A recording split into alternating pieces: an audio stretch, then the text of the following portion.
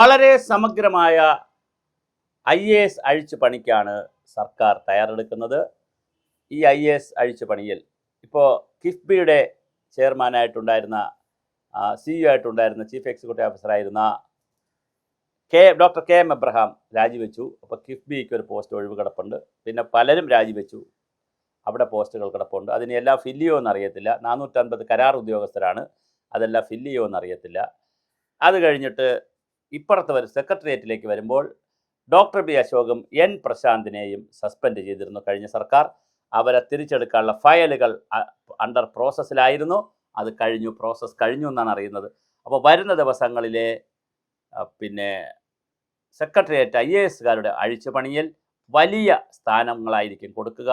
Doctor B Ashok ഇനി കിഫ്ബിയുടെ ചെയർമാനോ CEO ആകുമോ, അതോ പ്ലാനിംഗ് ബോർഡ് പോലുള്ള പ്ലാനിംഗ് ബോർഡും അല്ലെങ്കിൽ പ്ലാനിംഗ് ഡിപ്പാർട്ട്മെൻറ്റ് പോലുള്ള അല്ലെങ്കിൽ ഇൻഡസ്ട്രിയൽ ഡിപ്പാർട്ട്മെൻറ്റ് എന്നൊക്കെ പോലുള്ള വളരെ പ്രധാനപ്പെട്ട ഡിപ്പാർട്ട്മെൻറ്റുകളാകുമോ, മുഖ്യമന്ത്രിയുടെയോ ധനകാര്യമന്ത്രിയുടെയോ അങ്ങനെയുള്ള വകുപ്പുകളിലേക്ക് ഡോക്ടർ ബി അശോക് വരുമോ?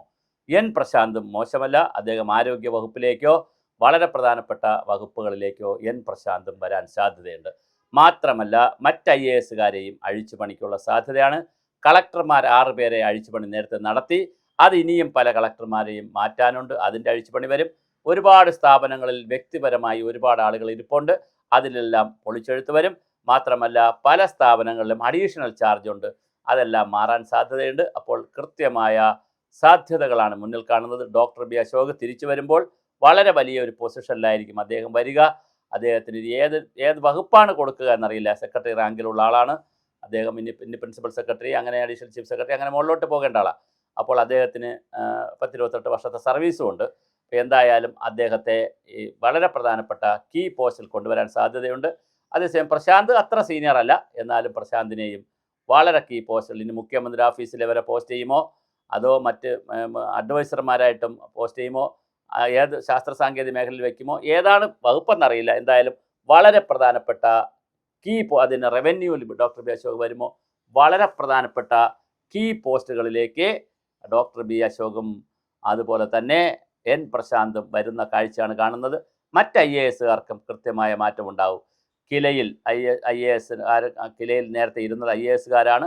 ഇപ്പോൾ ഒരു IASകാർക്ക് ചുമതല കൊടുത്തിട്ടുണ്ട്. നിലവിലുണ്ടായിരുന്ന നിസാമുദ്ദീൻ IAS അവിടെ നിന്ന് മാറി പത്തനംതിട്ട കളക്ടറായി.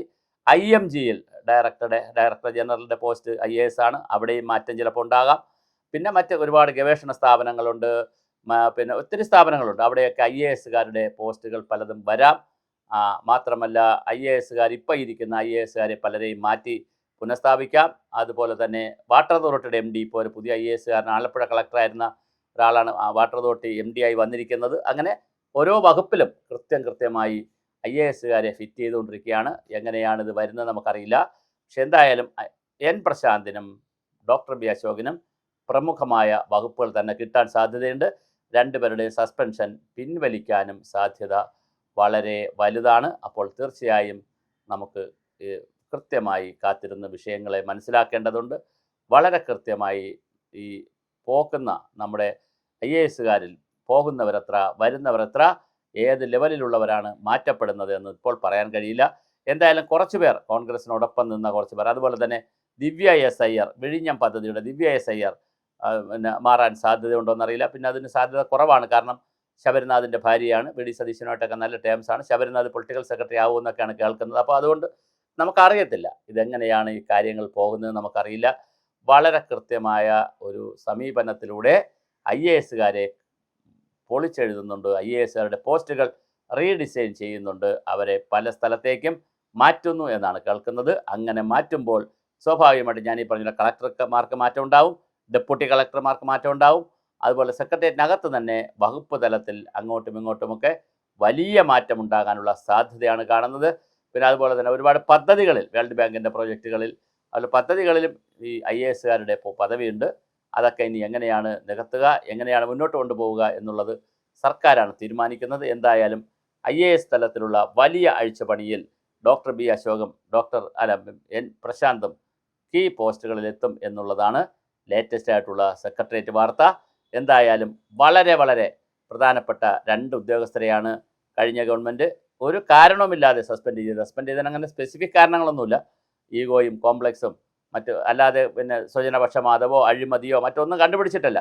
ലേഖനം എഴുതി പത്രത്തിൽ പോയി അല്ലെങ്കിൽ ചാനലിൽ പോയി പറഞ്ഞു എന്നൊക്കെ പറഞ്ഞുള്ള വളരെ മീഗറായിട്ടുള്ള, കേസായിട്ട് നിൽക്കാത്ത വളരെ മീഗറായിട്ടുള്ള കാര്യങ്ങൾ പറഞ്ഞിട്ടാണ് അവരെ രണ്ടുപേരെയും പുറത്താക്കിയത്. അപ്പോൾ രണ്ടുപേരും അകത്താവുന്നു. ബാക്കിയുള്ള IAS കാരുടെ തലത്തിലും വലിയ അഴിച്ചുപണിയാണ് വരാനിരിക്കുന്നത്.